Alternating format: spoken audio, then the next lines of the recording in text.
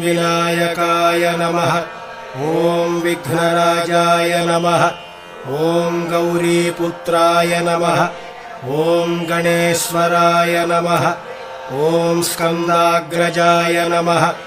ॐ अव्ययाय नमः। ॐ पूषाय नमः। ॐ दक्षाय नमः। ॐ अध्यक्षाय नमः। ॐ द्विजप्रियाय नमः।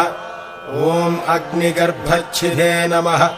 ॐ इन्द्रश्रीप्रदाय नमः।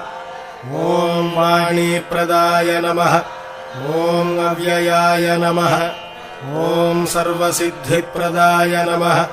ॐ शर्वतनयाय नमः। ॐ शर्वरीप्रियाय नमः। ॐ सर्वात्मकाय नमः। ॐ सृष्टिकर्त्रे नमः। ॐ देवानेकार्चिताय नमः।